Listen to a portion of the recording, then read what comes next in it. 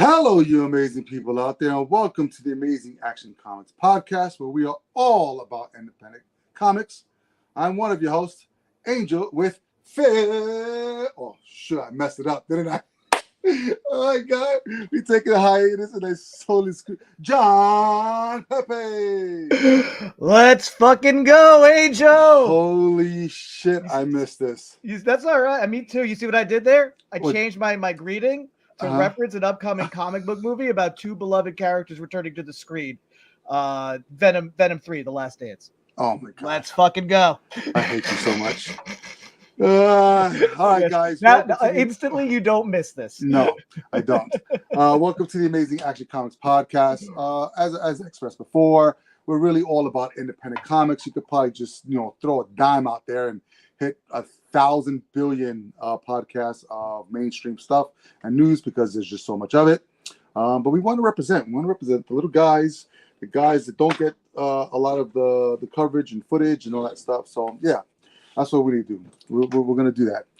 As creators ourselves, we understand the importance of trying to get as much exposure out there. So that's what we're doing. We did take a little bit of a hiatus. It was John's fault, so it's all good. But we're back. We're back, baby.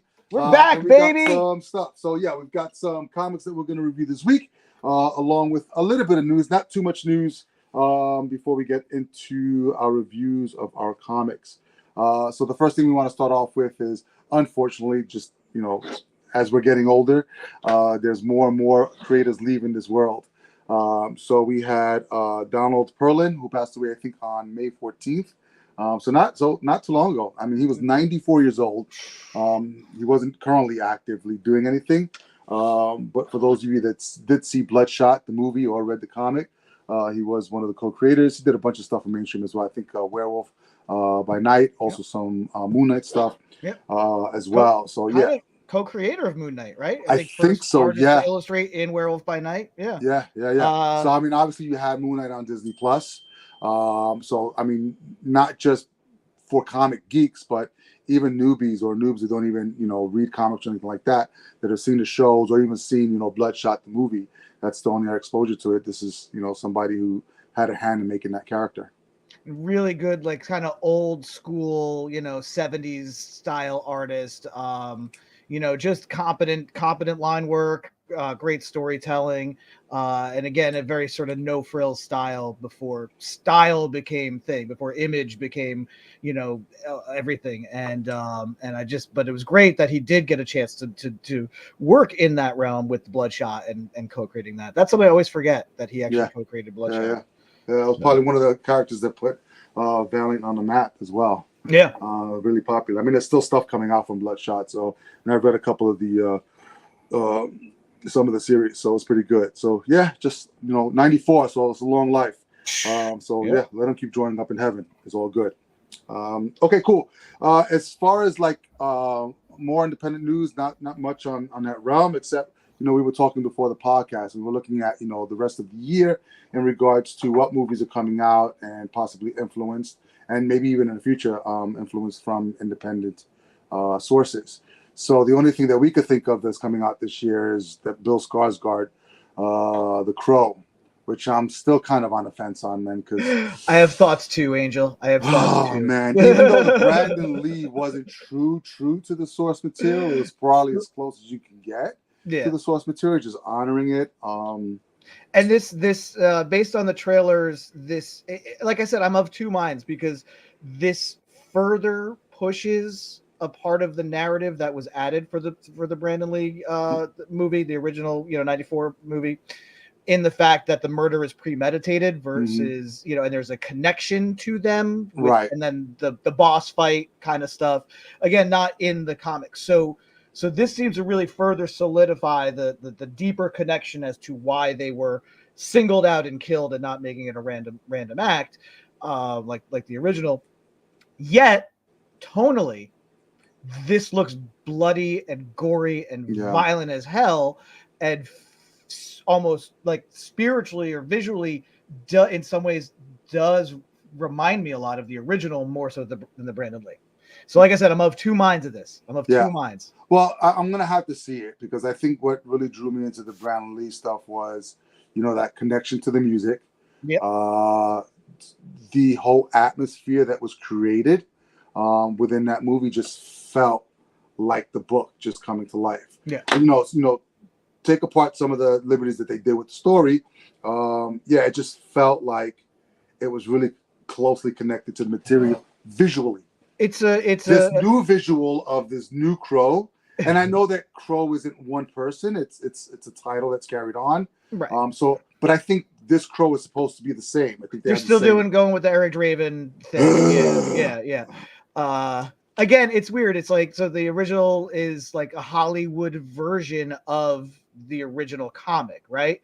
And yeah, visually it really lines up in so many ways. It does recreate so many scenes and characters really faithfully to the comic, but it has to make it for a general audience. Right. This one, I don't know what, like, based on the trailer, I don't know exactly what audience they're trying to reach, because it does.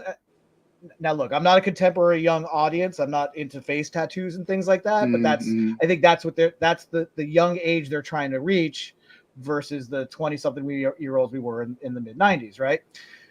So I get that personal disconnect. But again, I'm looking at this and I'm like I said, it's like, in some ways with the gore and the horror, you're trying to reach, the people who like the source material, but you're trying to also cash in on that nostalgia for the original movie. And then you're making it John Wick, because everything now you have to factor in John Wick, right? So I'm eager to see it and then really make a fully formed opinion. Yeah. First time I watched the trailer, I hated it. Second time I watched the trailer, I was like, okay, I think I get I think I like it a little better. Yeah. Unfortunately, I'm going to go ahead and see it as well. Yeah. Skarsgård needs to eat a sandwich, though. That guy, that poor guy. He needs some carbs, right? What are they paying him in? Makeup? He does all these movies and he's skinny. Who knows? All right. So here, rumors. I don't know if it's official yet. We were talking about this as well. If it happens, holy crap, it'll be freaking awesome. So we got the original Turtles in the 90s, right? I think we got 3 incarnations, or we got 3 episodes or 3 series of the original Turtles. With the third one being the best. What, the samurai one? Dude, every now and then, if it pops on TV, I can't change the channel, but I can actively search for that movie and watch it. Talk about shedding expectations. They're Ninja Turtles, but they disguise themselves as samurai. Dude, it's probably one of the best movies ever. But yeah, so then we had a ton of animations. The latest animation movie was absolutely fantastic. I know people have probably had, I think, issues with the animation style, because it kind of felt just like this stop motion clay, but animated, and I really liked it. I think the actors did really well, a good job. I think the story was great. The animation was fantastic. So, and it's just funny because I think every iteration of a new animation movie always works in the origin somehow. It doesn't bother me, I think, when it comes to the Turtles. I think if we do it with anything else, like if we see another Superman, or a Batman origin, I'm going to freaking puke my brains out. But every time I've seen it in the Turtles, it hasn't bothered me at all, because there's always a little something different that they bring to it. And then we had the 2 sort of live CGI animations of the latest Turtles. People had their issues with it, and I think in this day and age, you can't appease anyone ever. But I think in this day and age, people just want to be miserable on things. I actually enjoyed both those movies. I thought they were great. Will Arnett is just hilarious as shit, and I think the animation in it was really good. The CGI was really good, and the story was fine. I mean, they're freaking Ninja Turtles that were mutated from some kind of ooze off of that. But here's the rumor, right? So recently we got from Eastman this sort of like grown-up turtle story, which was the TMNT Last Ronin series, where we actually have spoilers because it's been out for a while. 3/4 of the turtles died. Only one survived. Spoilers, it was Michelangelo. And it's sort of like his... I call this Dark Knight Returns for Ninja Turtles. Dude, yeah, it's probably as close as you can get without the political stuff in it, because it wasn't heavily political. No Reagan in a bathrobe. No. But pretty much just a story of... And we never really found out how they died, I believe, in that initial, until we got the next one that came after that. I'm just trying to go off of memory. But yeah, it was pretty much Michelangelo's story in regards to getting revenge for the death of his entire family.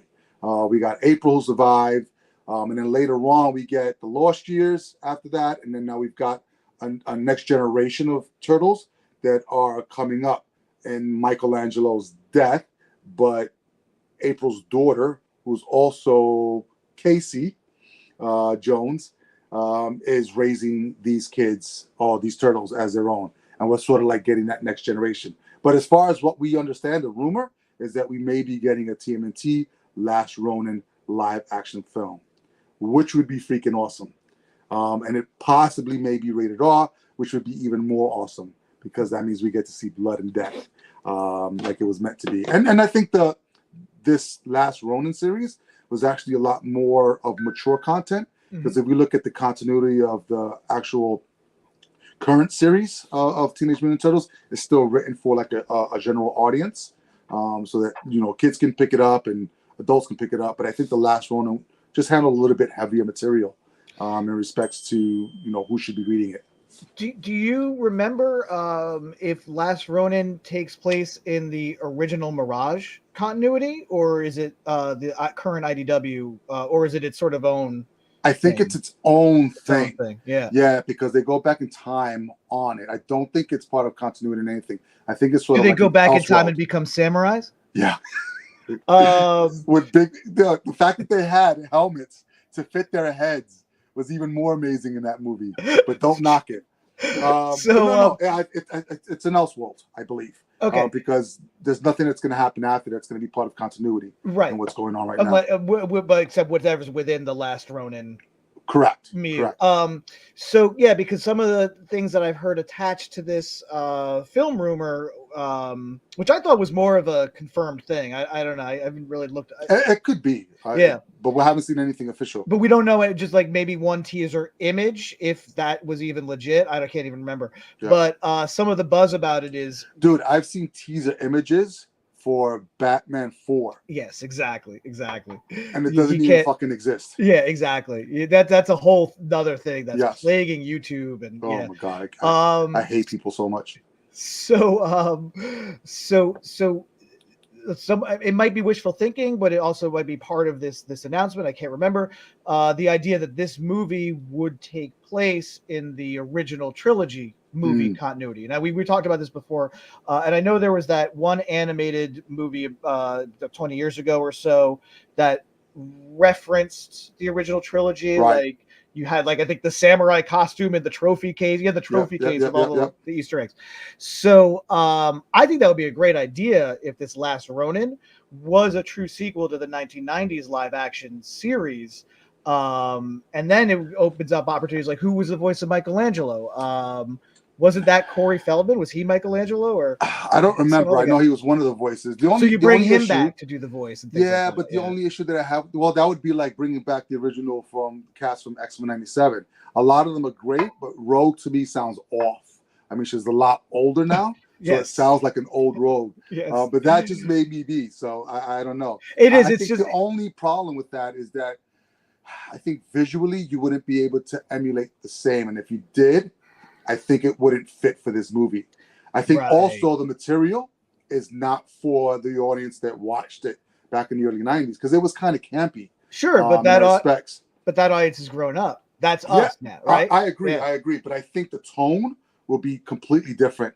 And I think if you go from watching, that part 3 of them going back to Japan and being quite silly to like this Elseworld kind of story, I don't think it would work. I think it would be a miss on that respect. I think it needs to be its own completely separate thing. Right. I think if they referenced stuff from like another universe or maybe some Easter eggs, maybe, but I don't think it needs it. I think it can be its own thing, just like Last Ronin was its own thing now. And I think it was quite popular because we saw. The only thing I didn't like about that damn freaking book was that it wasn't a regular size. So it sticks out of the freaking comic book box. It's like, come on, guys, either make it a magazine size or make it a comic book size. There's no fucking in between. In between sticks out of the box. they created the in between, and that is that always cracks me up about these last Ronin things. But then the trade is the same thing, and I'm like, listen, at least on the bookshelf it doesn't stick out too much. But I can't fit the fucking comics in the comic box, and it's too wide. I mean, the magazine is too wide for this book. I just There's no literally it is a size that has not existed before. It's really funny. But if this happens, fantastic. I'm all in. I definitely go see it. And if we get something that's on the R-rated spectrum, it's just not that I need a rated R film for it just to be a rated R film, but we can see some of what an actual sword does to somebody, or some nunchucks across the skull. Fantastic. If not, I'll still take it. I think it needs to fall in that realm of either a hard PG-13 or a rated R. I don't think there's sort of like the in between. Again, it's a story of one lone turtle after his 3 brothers were killed, and he's out for revenge. And this is a post John Wick world. So if it's R-rated, it's gonna be like that. He could John Wick the shit out of it, and I'd be happy. It'd be really cool to see a turtle to do that. So stuff. We'll see. All right. So definitely this year, guys, check out The Crow's coming out. We'll give you all our tune sets on that when that comes out. And then maybe we'll kind of like review the Crow book as well and see what elements they took from the book and whatnot. Yeah. And then we did a Crow episode in the past, but it might be nice to revisit it in context. Yeah. I definitely want to flip through the pages. And then keep your fingers crossed. Maybe this is already a true thing, and we'll see if the last Ronin thing is going to be a thing. So we'll see. All right, cool. That's our news for now. So now we're going to jump into the indie comic reviews.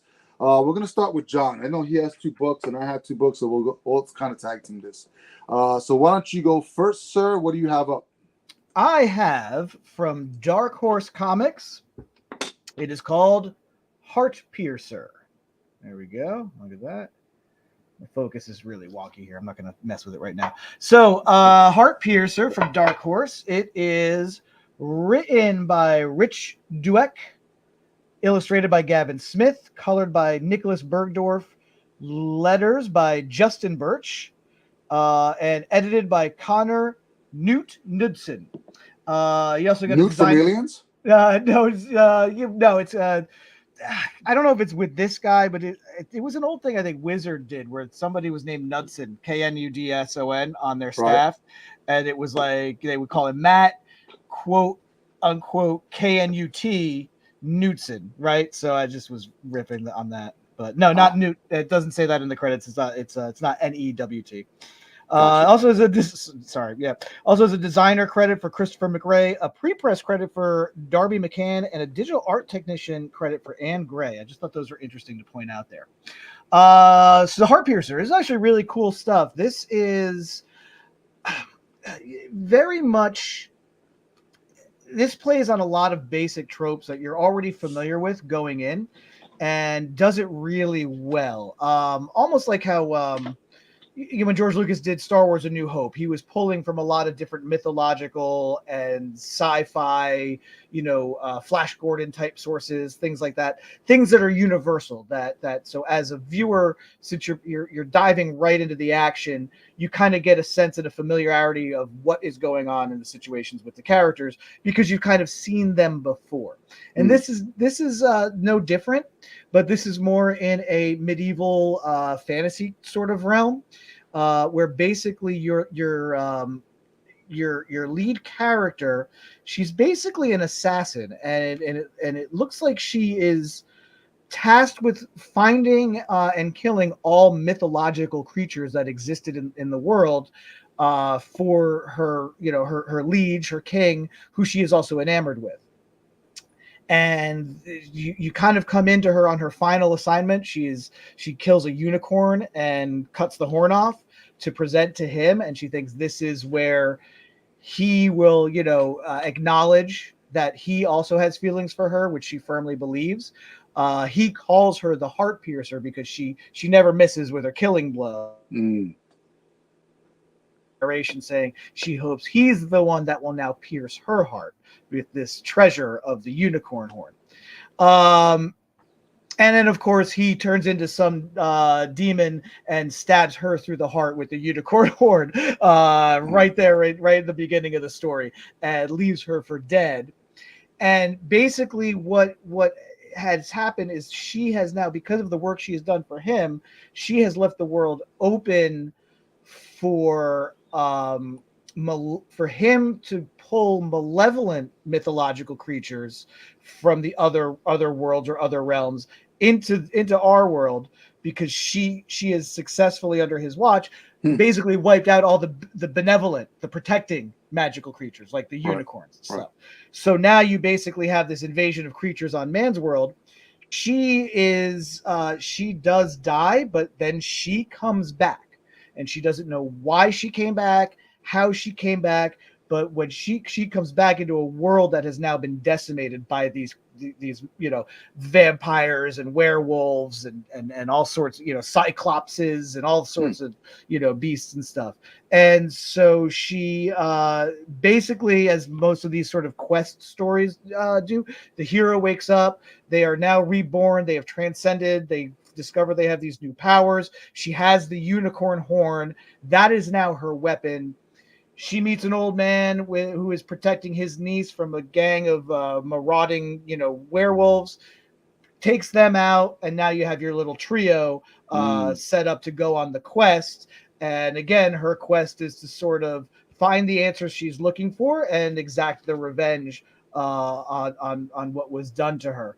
But first and foremost, she's very hungry and she wants a meal. Literally, that's pretty much how that goes. And let me ask you a question. So does she have amnesia? Like, how does she know she's had a past life?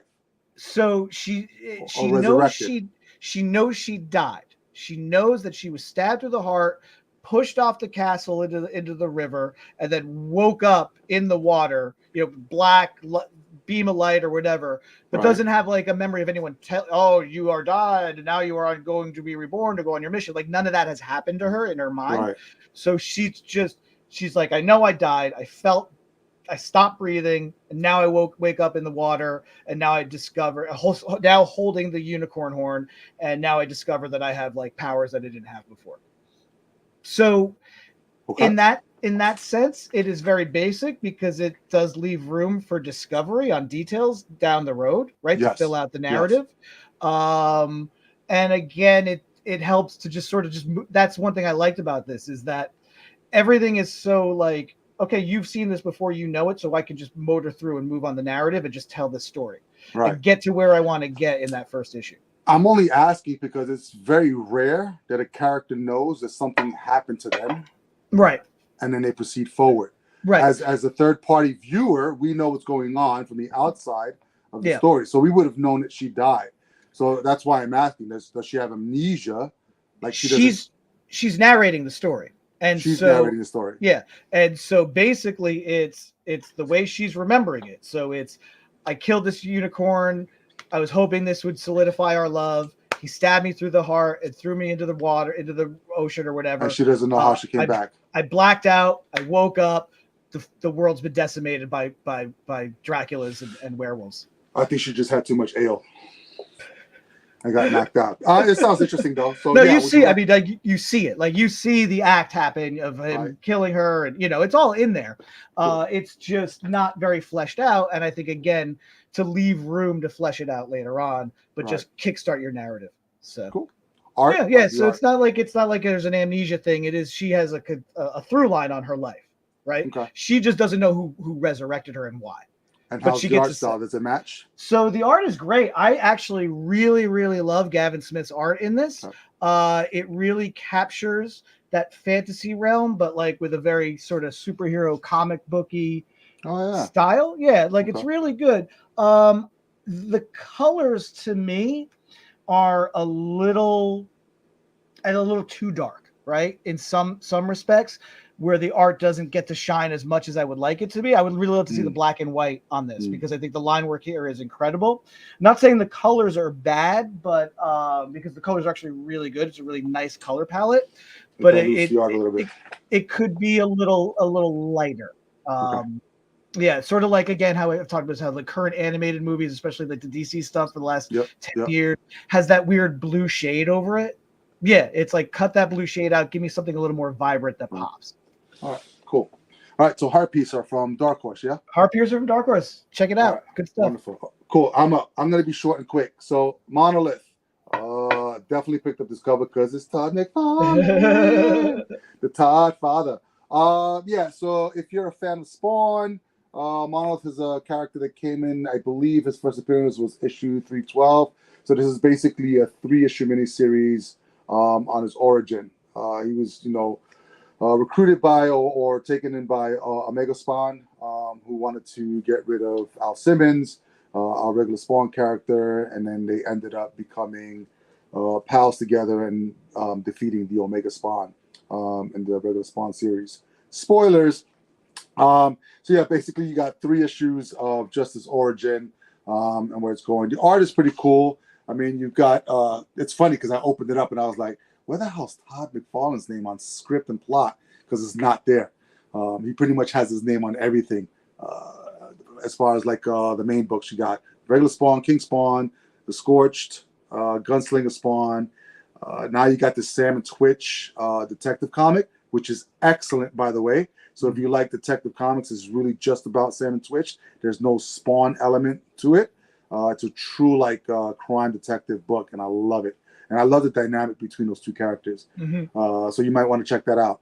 And then I think the new one that we just got, which is Rat City, which is nothing to do with Al Simmons, but this is sort of like an alternate universe where Al Simmons' spirit is kind of like reaching out that far to this other guy in this other universe. It's kind of out there, but it's cool as well. So you might want to check that one out. Monolith and Rat City has like that new U logo branding. Correct. Yeah. So it's a whole new universe Spawn related. And again, it's funny you mentioned like how there's many crows, right? Not just the guy we see in the movies here. It's sort of like the same concept with Spawn, that there's other, even in the main, there's other Hell Spawns before and possibly after Al. Yeah. Correct. Yeah. So he's not the only one to carry that title. All right, cool. So script and plot, Sean Lewis, art by Valerio Giangiordano. Ooh, practicing my Italian. I go to Italy soon. Colors by Ulysses Ariola. Letters by Anwell Design. Yeah, I mean, like I said, it's just a 3-issue mini on the origin of Monolith. Pretty cool characters, like this really Goliath, big hulking red guy who just wants to destroy and smash everything. So we kind of get to see sort of like his background in this first issue. It's kind of thrown me off a little bit because it's starting in the future. It's starting in a 30-30 year, and he's sort of like on his prison, being punished by Omega Spawn to get him to, like, I guess, bow down to him or whatever it is. And we kind of get to see Omega Spawn at the very end of this. So yeah, I mean, I enjoyed it. If you're reading Spawn, it might be a cool pickup. So you can get a little bit more background on this particular character. If you're not reading Spawn, I think it'll make it a little bit more difficult because there's some references to the actual Spawn universe. They make it a little bit kind of weird to read it on its own. But it's still legible. Beautiful art, great color palette, really good storytelling visually and through the script as well. So yeah, if you're a Spawn person, I mean, I'm picking up every Spawn book, Jesus Christ. So I had to pick this one up. So if you are reading Spawn, want to get more insight on this particular character, check it out. Monolith from Image Comics and the new universe of Spawn. Well, the great thing about the Spawn line is it is the best value because you do get a full-size comic with a proper page count for $2.99. Less than your lowest. I can't believe he's still doing comics. The other thing that's really great about what Todd McFarlane is doing, and this is outside of comics, is his fucking toy line. It's just ridiculous, the amount of stuff that he has out now. And I just read that he actually signed a contract with UFC, so now he's going to be doing UFC fighters. So holy shit, yeah, he's it's funny because I listened to Rob Liefeld as well, his podcast, and it's just good to hear like insight from back in the 90s when everything was coming up. And Todd was like a big baseball guy because he played baseball, I think, in college and was going that route, wanted to do cards and all that stuff, and was going down like the trading card route, and all of a sudden just something happened, and this turn into toys just kind of just took off for him. And I'm kind of glad that it did, because for a while we didn't have, like, he had his small toy line, then it was kind of like not mainstream wise, because I think he did mostly sports figures and stuff like that. And then I guess the most huge account I would say that he got was sort of the DC Direct off of that. So we got all those lines back. I think, if I'm not mistaken, is he doing Hasbro stuff too? So he's doing the 2-inch page puncher line with the comic books, Right. with, like, I think in conjunction with Hasbro. So Hasbro, that's for GI Joe and Transformers. Right. So he's not doing the 6-inch like scale or 7-inch scale like he's doing, because they're for not DC. that crazy to let that go. Yeah, and it's interesting because, again, the GI Joe, the Hasbro license for GI Joe and Transformers had left IDW and went to Image for the Correct. Skybound imprint. But the comics they're reprinting for the 2-inch page punchers is IDW material. So that's interesting. Yeah.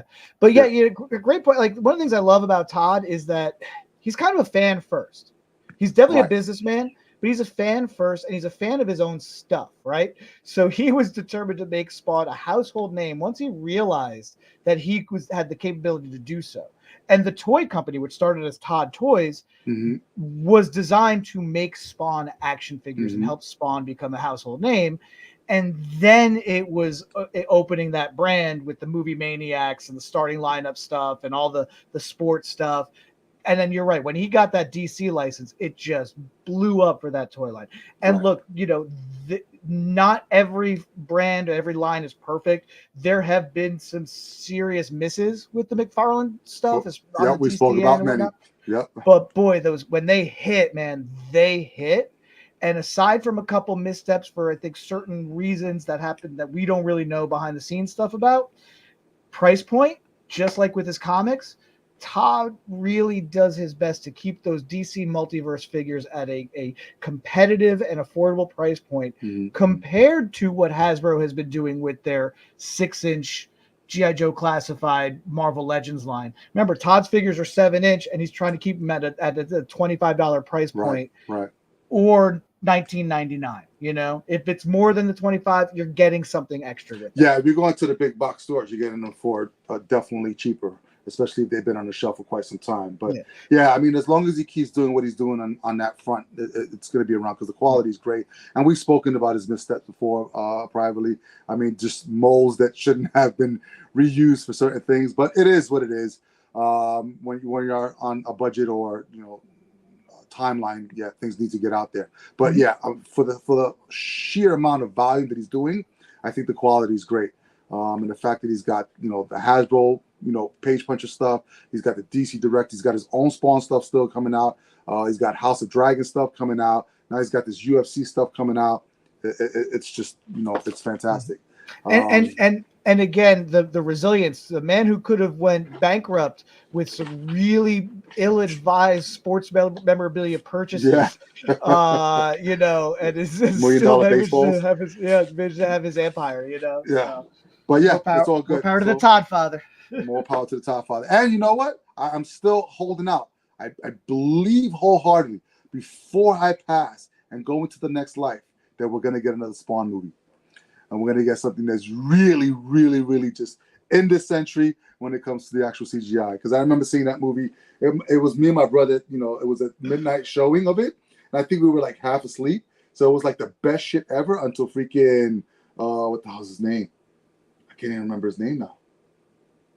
Oh, the big devil guy, because it's not called the devil. Oh, Malebolgia. Yeah, Malebolgia comes on screen. And that fucking CGI was the worst shit I ever saw in my entire. Well, Star Wars was in the 70s, and it was so much better. My biggest complaint about Spawn, the Spawn movie, is the finale. That what you're talking about is akin to the experience of hanging out with your friend and watching them play a video game, and they refuse to let you have a turn. You just have to sit there and watch. This, and it's not good. Well, I liked it. I mean, minus the things that they had to do because they didn't have license to certain characters and stuff like that. It was what, 90 something, 93, 94, 96, yeah. So Michael J. White was fantastic. He played a really good Al Simmons. We did an episode on that movie, and I loved that it held up after watching it. Since I saw it in the theaters when it opened for the first time, it's like this movie's good. It holds up. It's campy. It's over the top, but you know what? The material lends itself to that. It does. Yeah. All right, Cool. All right, you're next. Next one. Yes. So I have a book here called The Gun Hand by American Mythology Productions. This is written and created by Marty Grosser, Grosser, I don't know. Illustrated by Matthew Plog, lettered by Mark L. Haynes, designed by Elena Byerly, and published by Michael Bornstein. You got President James Coury, managing editor S.A. Check, and then you got a designer J.C. Spence, and I'll just throw in a little shout out to marketing manager Barlow Jones there. They see, this is all the creator credits. If you can't tell, are cursive.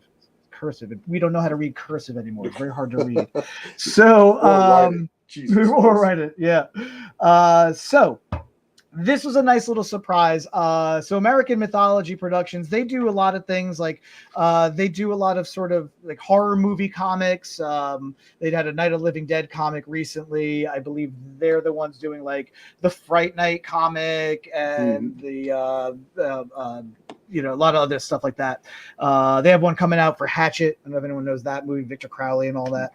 So this was neat because I didn't know what this was, and I managed to pick up a Kelly Jones variant cover because I like Kelly Jones, and one of the characters that Kelly Jones draws really well is Frankenstein's monster.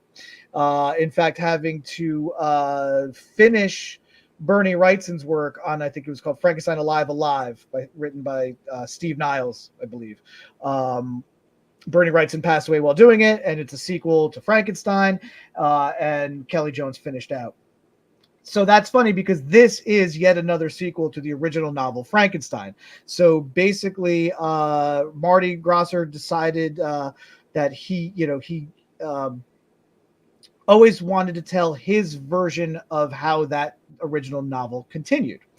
And one of the things I really, really quickly like about this is the story behind the story, because he discovered the original Frankenstein novel in an old Classics Illustrated comic in the 70s, which then led him to the Marvel comic that ran for about a year or two in the 70s that also continued the story.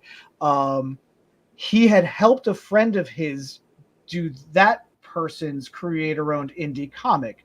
His friend asked him for help. He said he did some script punch-ups, and then that inspired him to go ahead and do his own indie comic about his what if on how the Frankenstein novel story would continue. Nice. And I'm like, that's a great story behind the story. I really dig that. This is so cool because, again, you're taking some basic tropes that you're familiar with, and then you're just kind of having fun with them. This is so Frankenstein's monster winds up, if you remember the original novel, he's on an iceberg or whatever, alone, probably going to freeze to death or be suspended animation because he's already dead, however that works out. So in this comic, he actually winds up running into a ship. Like he passes a ship, he gets pulled up onto the ship, he wakes up, bloody violence ensues. He fights with the guys on the ship. One of them cuts his arm off. He escapes the ship. He winds up in New York. It's 1888. He winds up running into this doctor in an alley. The doctor is a mortician, and then basically says, oh, look, I recognize you, and I see that you have you're missing your arm. I happen to have an arm here ready to go. Why don't I just do this for you? And then so he does the operation. He reattaches this new weirdly tattooed arm to Frankenstein's monster. Frankenstein's monster wakes up. This guy is gone, and he leaves him a letter. And another neat little thing that Marty Grosser insisted on doing in this book is the letter is like in most comic books. It's really tiny, but you get the whole page of the letter in cursive script, right? Mm-hmm. And he goes, if you don't want to deal with the eye strain or you can't read cursive, turn to page 29 and it's a text version of that letter. Oh, it's funny. Which is really cool. Yeah. So basically this guy explains, he goes, look, look, I have been fascinated with you ever since I first heard about your creation and the stories I've read. I recognize you from what I know about this. Big fan of Dr. Frankenstein, your creator. I am a magician. I used hypnotism to convince you to put this arm grafted onto you, because this arm is all that's left from an assassin from a magical society that was trying to kill me. They sent this assassin. I destroyed him, except for this arm. The arm is cursed, and it will try to kill you, but it will also direct you to the coven, in which to stop these people from trying to kill me. So that is your mission. You must do it. It's going to take some work, but eventually you'll be able to control the arm yourself. But in the meantime, watch out, because the arm will try to kill you or anything else. Oh my God. See you. Good luck. Just listening to that, I can see Bruce Campbell playing this character. Oh, absolutely, because he's already done it.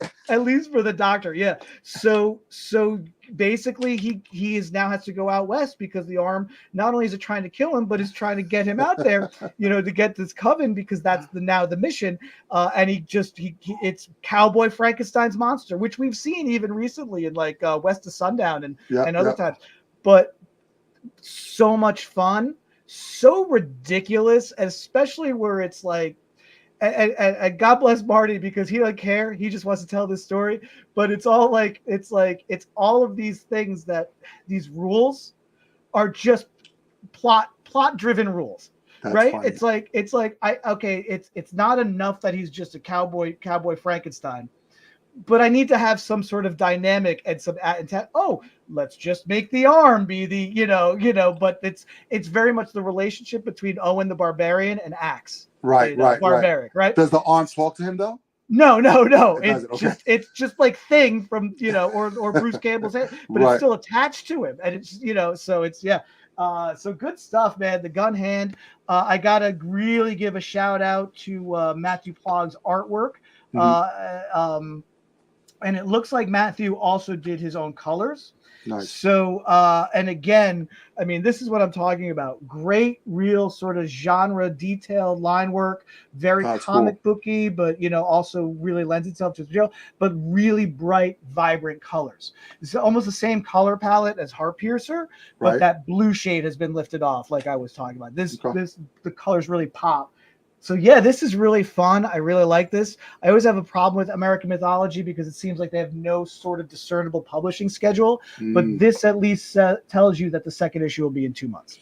No, and that's cool. I mean, because American Mythology is one of those where most stores don't even carry that line. Mm-hmm. So if this is something that interests you, definitely go to your local comic shop owner and let them know about the book. Because I think we only got like a small amount of copies as well.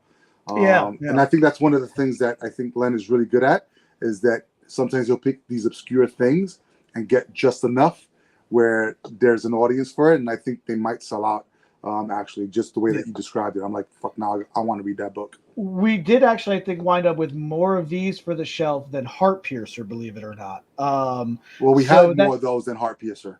I think we I think we did. But we also had there were a lot more cover price variants. Yep. Than the Heartpiercer, so that was really what was left on the shelf, was different covers. Gotcha. But yeah, that's a great point, where a lot of these books are really good and they get under the radar of a retailer.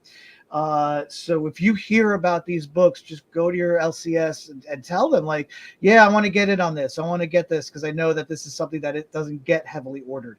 LCS for you guys means local comic shop.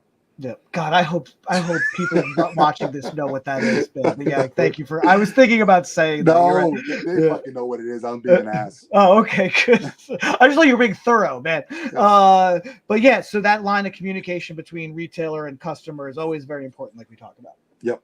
All right, cool. Yeah, so the Gun Hand from American Mythology. Check it out. All right, cool. I got the last one. He-Man and the Masters of the. All right, so yeah, it says it right there too. Netflix. So if you've watched, I believe there were 2 seasons of this He-Man. The first one was called Revelation. This is Master Universe Revolution, which is the follow-up to that story.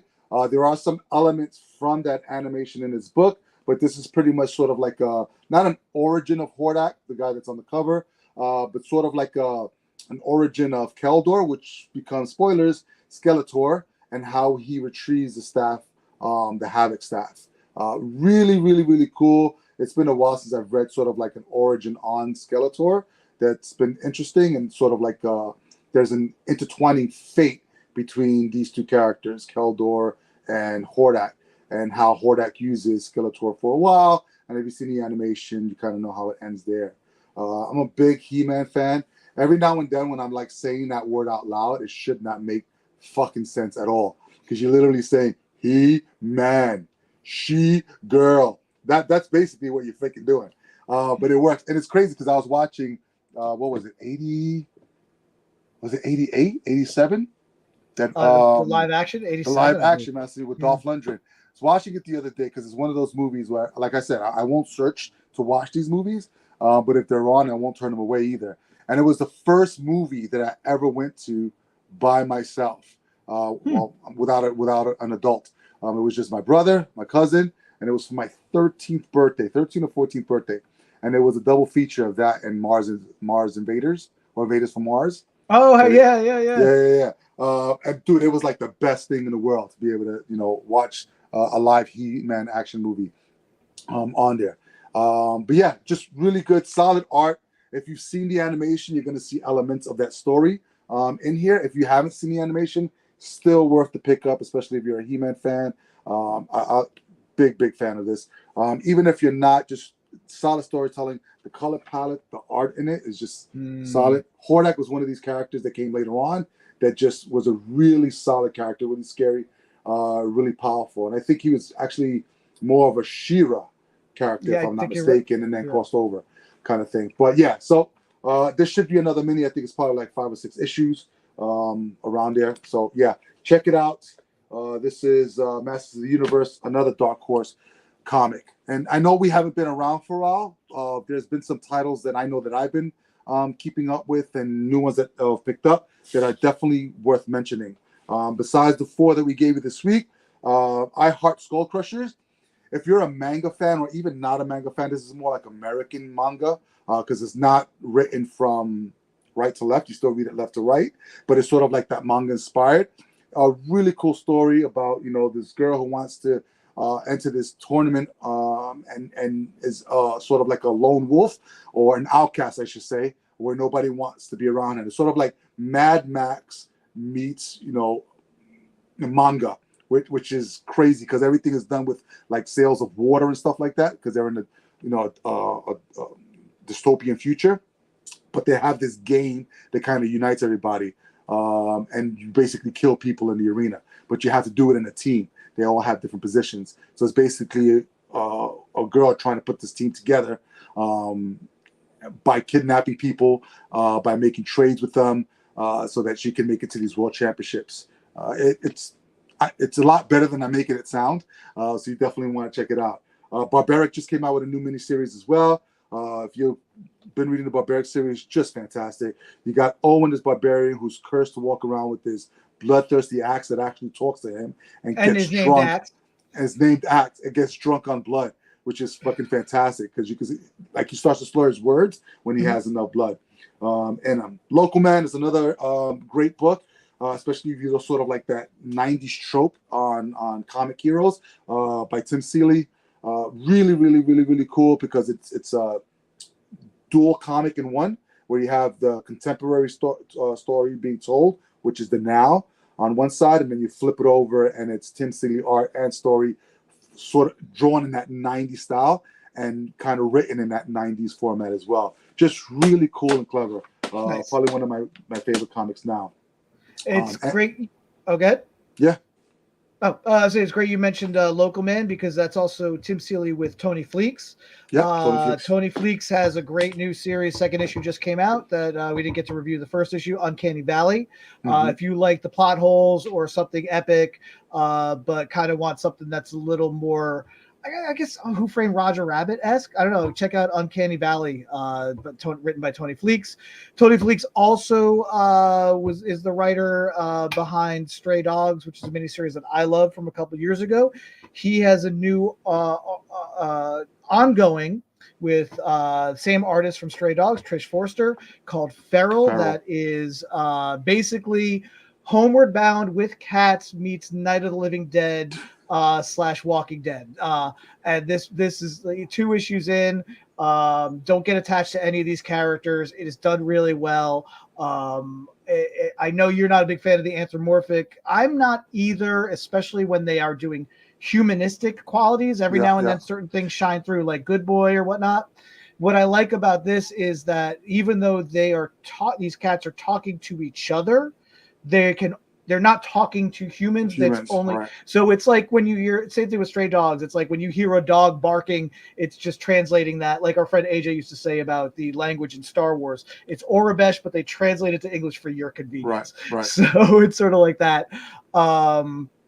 So I really like what they're doing with that. That book is definitely a high anxiety in 2 issues in, and it just drives me nuts, but it's so good. Another great one that just finished out, the Sean Gordon Murphy Zorro, Man of the Dead. Fantastic. Dude, I was just going to mention it. Yeah. Such a good freaking story. I mean, just a great take on a legendary character, a good twist. So if you're looking for like a traditional Zorro story, this is not it. It's so much better. I mean, it takes a lot of the mythos of Zorro, and just throws it. And Sean Gordon Murphy's just great. I mean, he's writing and drawing it. And it's probably one of those, I'm not going to mention it, the publisher that I don't hardly read, just because there's not a lot of content up there but because it was him, I took a dive into it. And I'm not a big Zorro fan either.